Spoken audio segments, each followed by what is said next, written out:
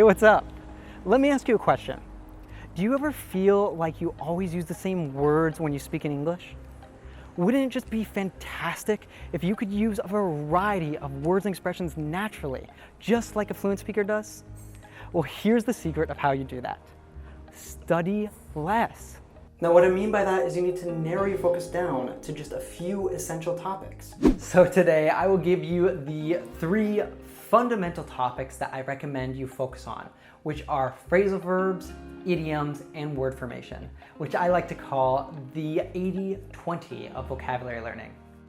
The 80-20 is the idea that 80% of your results come from only 20% of what you do. So in this lesson, I'll give you some simple tips that will help you learn more English vocabulary in less time. And by the way, if you watch this video until the end, I have a free special gift for you. So let's get started with phrasal verbs. Aw, yeah.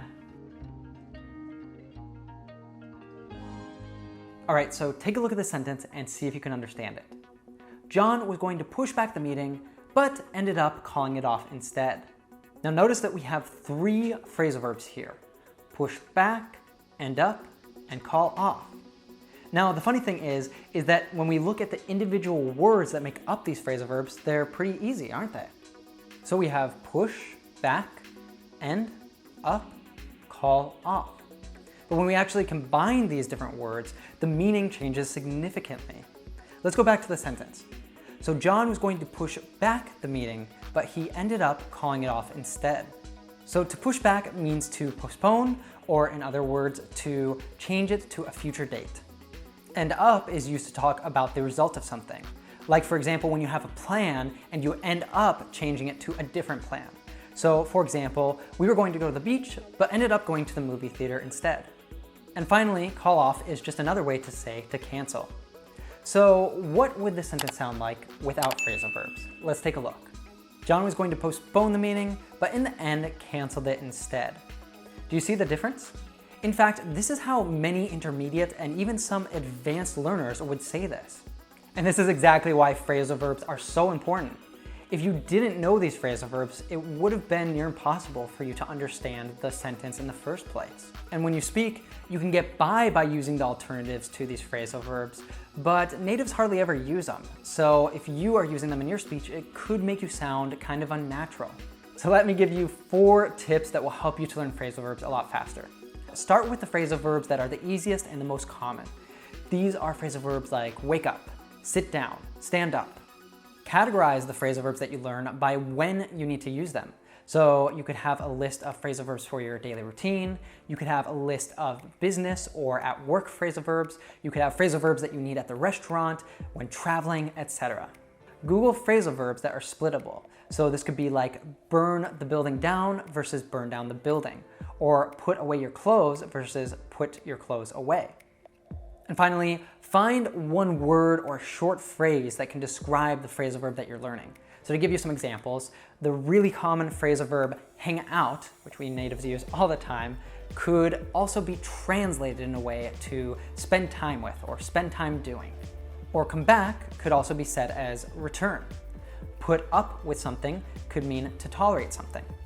Check out this tip that Thiago, one of our fluency coaches and an amazing English speaker, said on one of our recent podcast episodes. Let's say you watch a TV show in English, right? Mm-hmm. For sure, you will see a lot of phrasal verbs being used there. But the point is, you don't have to learn all of those at that time. You can just focus on 1 or 2 that stand out to you, that you like best, and then you focus on those. Yeah, and then if you do that every single day, it stacks up. It adds up, So you don't have to learn a bunch of new phrasal verbs in one sitting. By the way, this clip was taken directly from the Real Life English podcast, which is a really fantastic and free resource that you can use to go from intermediate to advanced confident English speaking. So I would highly recommend that you listen to this over on our Real Life English app. And you also get vocabulary definitions, flashcards, and you can speak English and practice everything that you're learning anytime, anywhere at the touch of a button. So you can download it now for free by clicking up here or down in the description below now. Now I'll share a story with you. You will see 4 idioms highlighted. Try to understand what they mean. So let me tell you a story about a young marketing professional. He was fired from his previous job and had been without work for 6 months.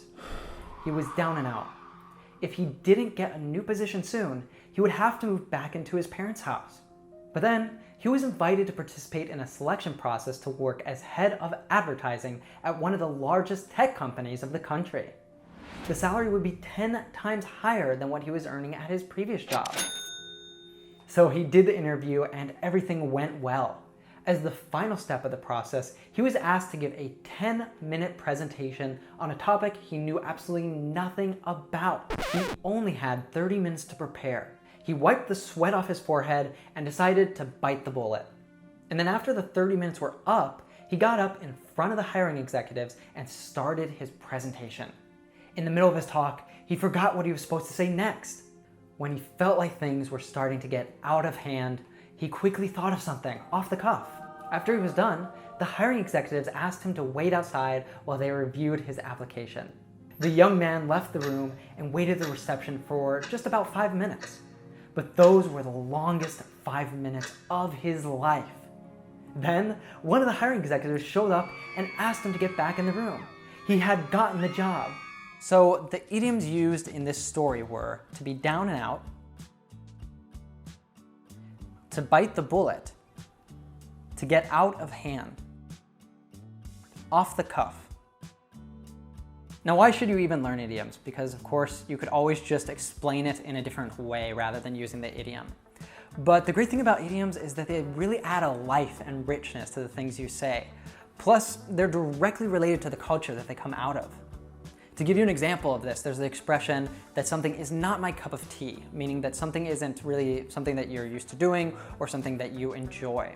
Now, in the States, we don't use this one so much, and this is probably because we don't drink much tea like they do over in the UK. So here are some tips to learn idioms faster. So first, try to learn the literal meaning of the idiom. So you could say if it's raining outside a lot, that it's raining cats and dogs. Now, obviously, if someone says this, you can imagine in your head what that would be like. It might be actually quite a brutal thing to see.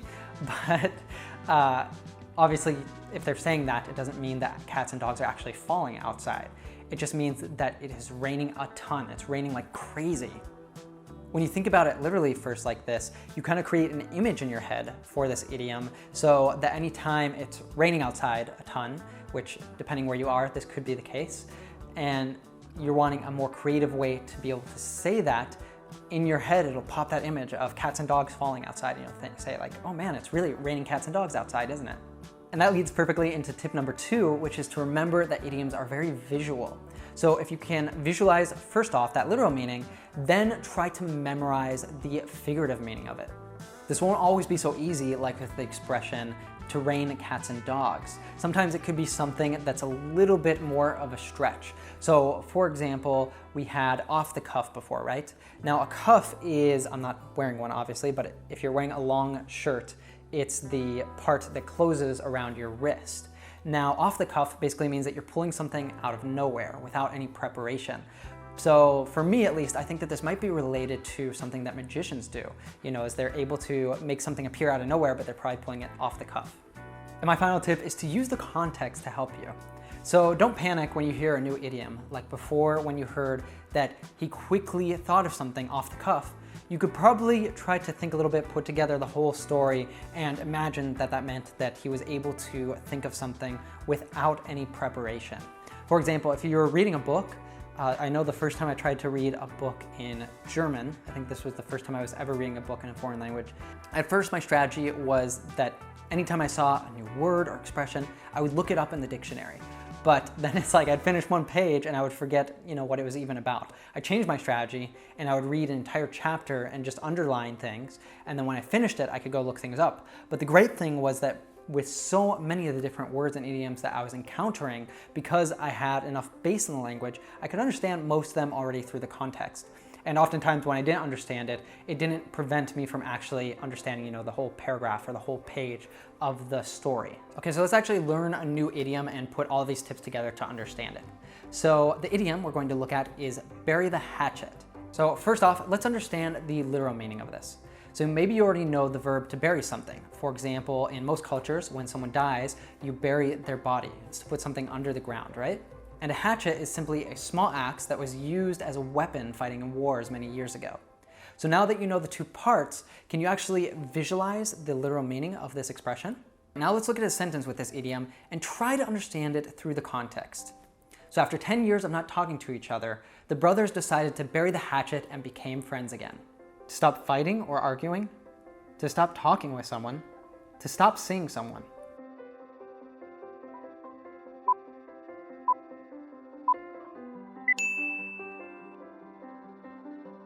And to add to the explanation, did you know that many idioms have historical backgrounds or backstories? So in the case of to bury the hatchet, this is believed to come from Native American culture.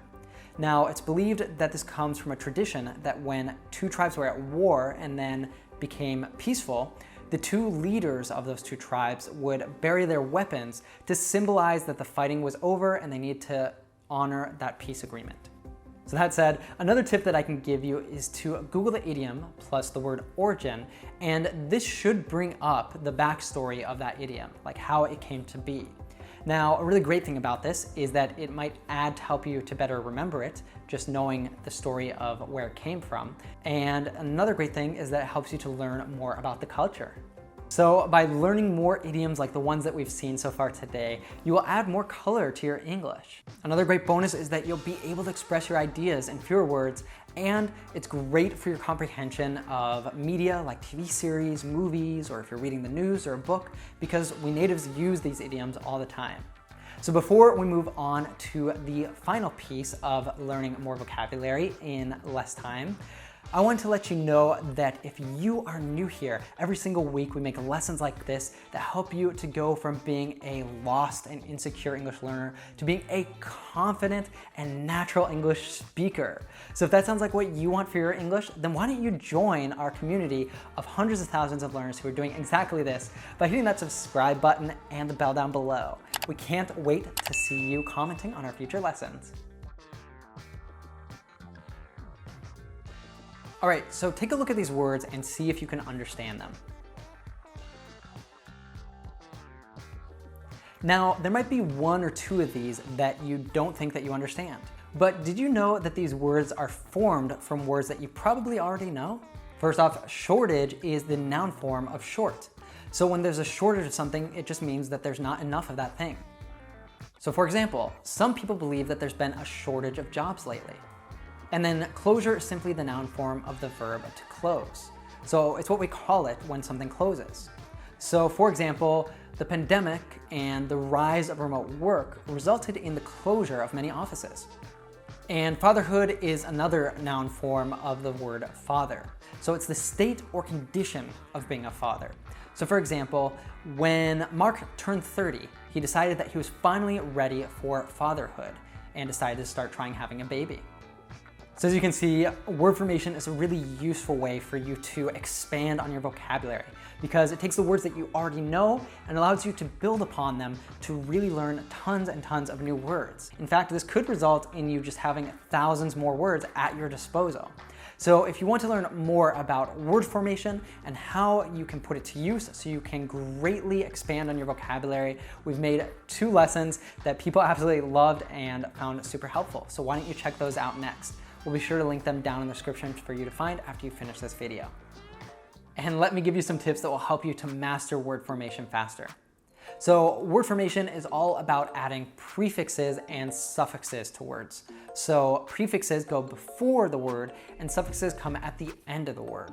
So if you can master a handful of these, it will really go a long way in helping you to create new words, even when you don't already know them. Break down the words into the four main categories, which are nouns, verbs, adjectives, and adverbs, of course. And learn the suffixes for each of these word classes, because there are specific suffixes for nouns, for adjectives, etc. Learn the different prefixes and how they change the meaning of the word. So just to give you an example, re means again. So if you say redo, it means to do it again. Over means too much of something. So if you overwork, you've worked so much and maybe you've burnt yourself out. Use a dictionary or Google to find other words with the same ending. So for example, we saw fatherhood earlier, and you could look up the suffix hood, and you have other words like motherhood, childhood, neighborhood, etc. And you can do exactly the same thing with prefixes. So we had overwork, but you can also have overeat, overcook, overreact. All right, so in a nutshell, the 3 things that you need to focus on if you want to drastically increase your vocabulary are phrasal verbs, idioms, and word formation. But wait, we also have this special gift for you. It's this free PDF that has all sorts of resources that will help you with these 3 aspects of vocabulary, such as links to certain dictionaries, podcasts, videos, and more. So be sure to download that with the link down in the description and take your vocabulary to the next level. Trust me, by focusing just on these, your English has become so much more advanced. And now we want to hear from you. Which of these 3 topics would you like to learn more about? Leave us a note down in the comments below saying, I want to learn more about, and we might just make a video for you all about that. They don't put strain on their speaking partner, which means that their speaking partner doesn't have to try really hard to understand what they're saying. They have the tools available to be able to figure out a different way to say it. And I think this really is the upper edges of fluency, is when you are able to describe anything that you need to say, even if you don't have the exact word, by saying it in a different way. And I know what you're thinking, you're probably saying in your head, but Ethan, how can I become an advanced speaker if I don't have anyone to speak to? Well, so many learners feel exactly how you do, and that's exactly why we thought we would go ahead and create a solution for you.